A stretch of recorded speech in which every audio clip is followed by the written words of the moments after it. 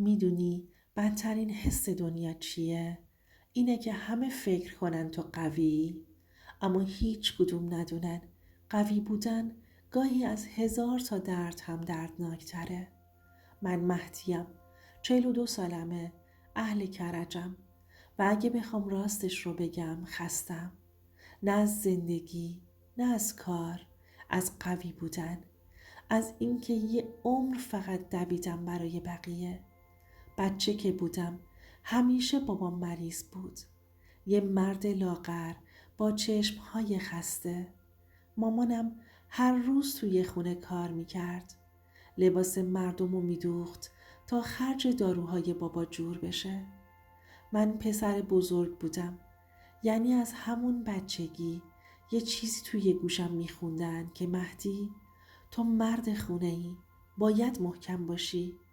اون موقع نمیفهمیدم محکم بودن یعنی چی. فقط میدونستم نباید گریه کنم، نباید بترسم، نباید خسته شم. حتی وقتی شبها دلم میخواست بخوابم، مامانم میگفت پاشو بسرم، برو دارو رو از داروخونه بگیر، بابات حالش خوب نیست. و من میرفتم با یه شلوار ورزشی که وصله و پینه داشت، وسط زمستون، زیر برف، از خیابون طالقانی کرج تا فلکه اول، با 10,000 تومن مچاله توی مشتم. بابا 2 سال بعد رفت. اون روزی که خاکش می کردند من فقط 12 سالم بود، ولی حس می کردم 50 سالمه. مامان همون موقع گفت از امروز تو مرد این خونه ای مهدی، خواهرت و برادرت به تکیه دارن. و من تکیه گاه شدم برای همه. رفیقام میرفتن بازی، میخندیدن، عاشق میشدن، ولی من کار میکردم. صبح میرفتم مدرسه، عصر کارگاه نجاری. اون بوی خاک اره هنوز توی دماغمه، یه بوی عجیب، بوی نون در آوردن با غرور، ولی با دلی که داره له میشه. 20 سالم که شد خواهرم عروسی کرد. مامانم با اشک گفت خدا خیرت بده مهدی، تو جای پدر بودی براش.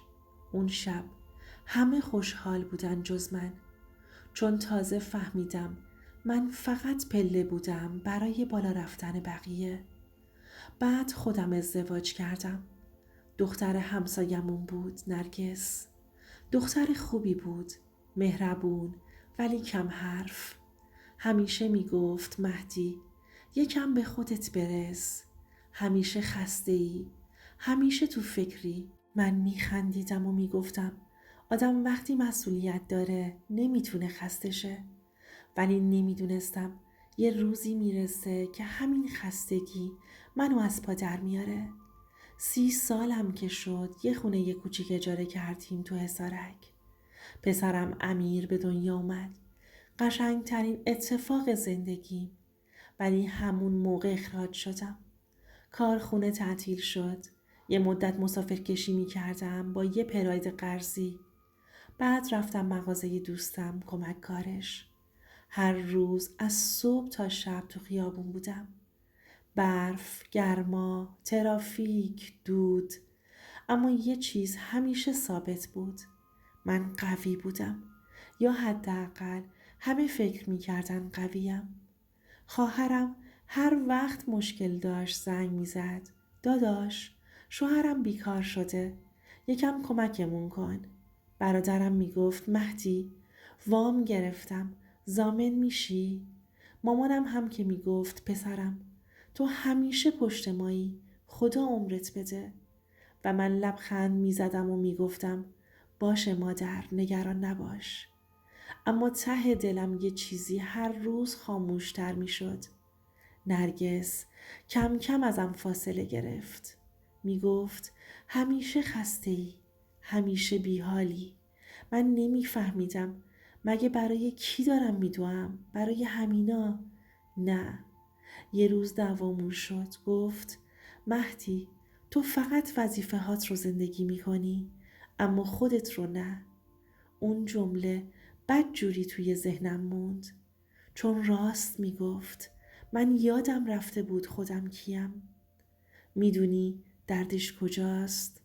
اینه که یه روز میرسی به آینه، به خودت نگاه میکنی، میبینی یه مرد 30 ساله است که موهاش ریخته، چشمهاش بینوره و فقط نفس میکشه که بقیه آروم باشن. نه آرزویی داره نه امیدی، فقط یه عادت قوی بودن. حالا بعد از اون همه سال رسیدم به جایی که کم کم همه رفتن. خواهرم با خانوادش رفت شمال. برادرم مهاجرت کرد. مامانم هم 3 سال پیش رفت پیش بابا.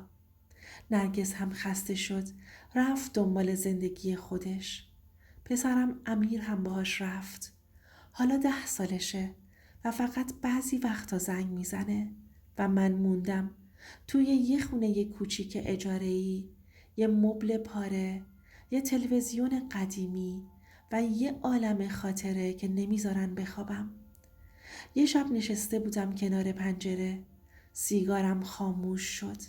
به خودم گفتم مهدی، تو همه رو نجات دادی ولی خودت رو چی؟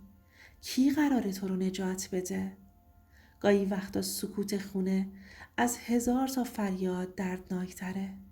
اون شب بعد از مدتها تلویزیون روشن بود، ولی من فقط به صدای فنش گوش می دادم.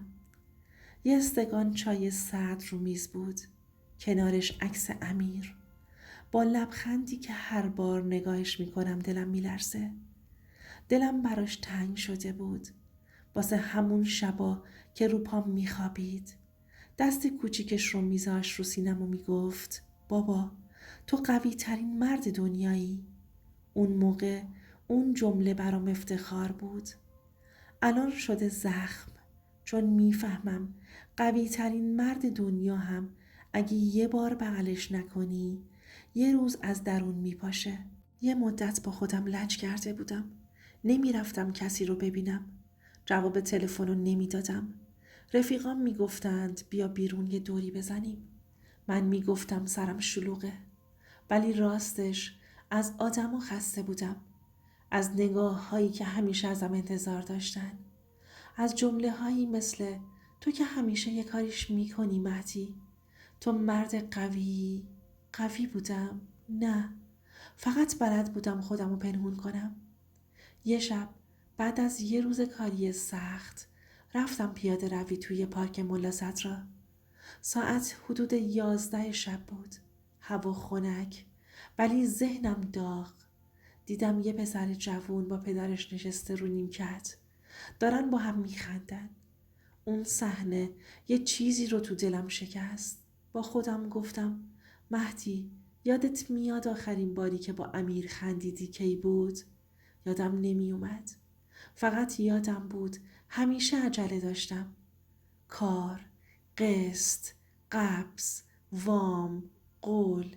برای همه وقت داشتم جز خودم و پسرم. یه بار که امیر کوچیک بود، شاید 5 سالش، یه نقاشی کشیده بود، خودش و مامانش. من نبودم تو نقاشی. ازش پرسیدم بابا من کجام؟ با معصومیت گفت تو همیشه سر کاری دیگه. اون روز خندیدم ولی دلم شکست، چون یه بچه 5 ساله هم فهمیده بود من فقط یه سایم. یه شب نرگس گفت میخواد بره خونه مادرش. منم گفتم باشه برو.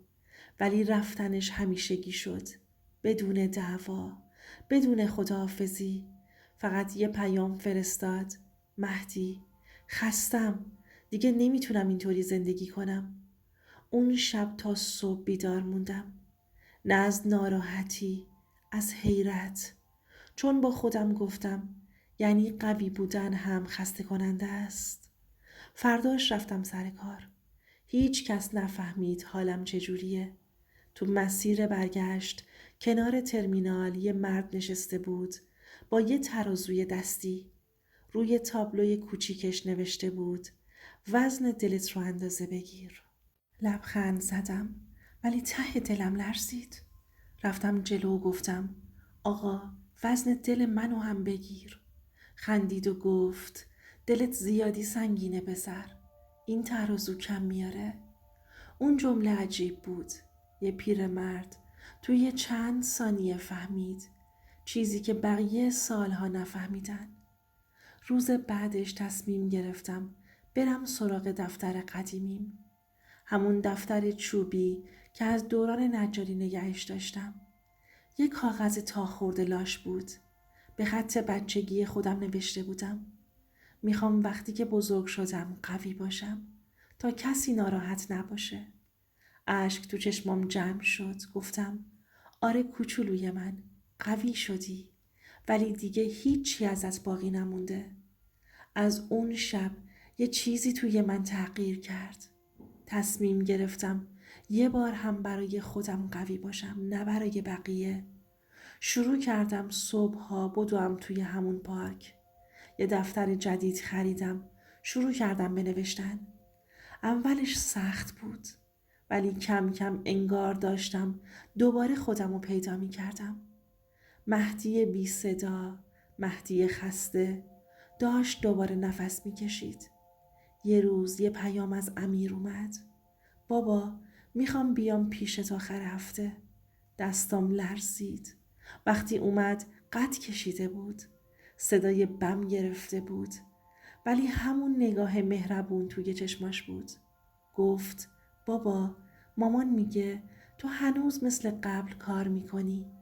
گفتم: آره پسرم، ولی دیگه یاد گرفتم یکمم برای خودم زندگی کنم.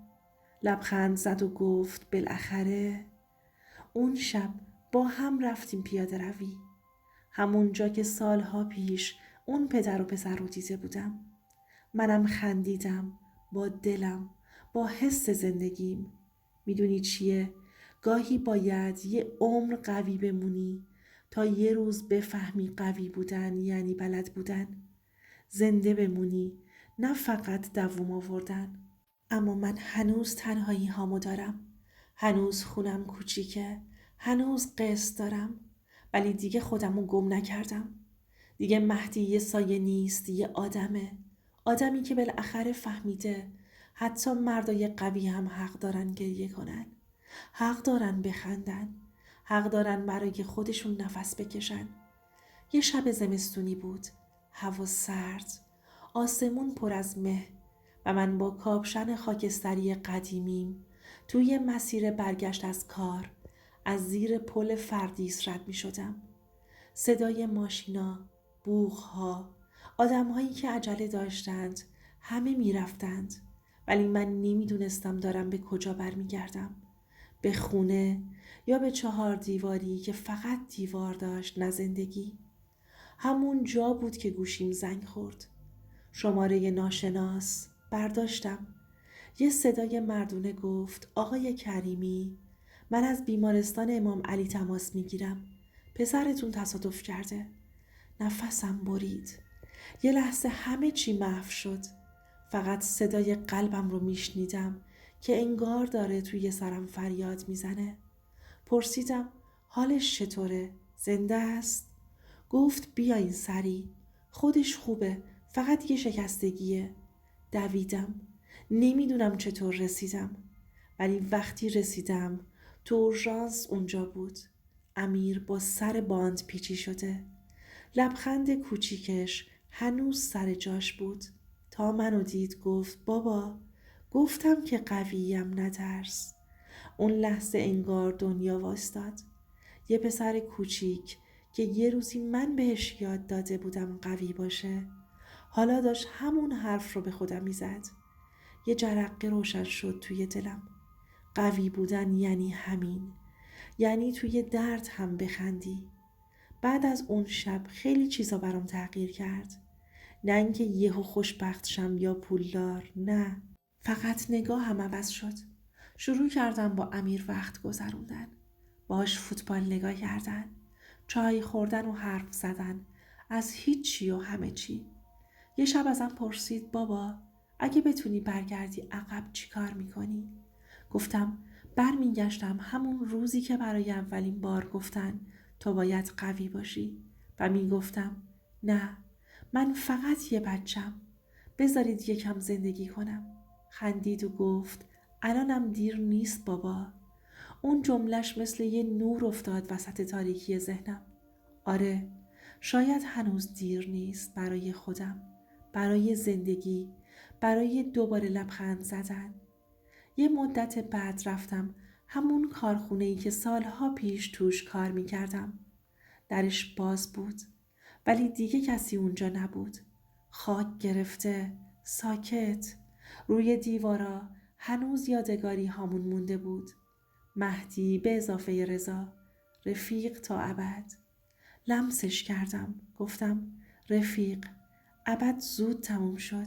ولی لبخند زدم، چون متوجه شدم هر چیزی یه پایان داره.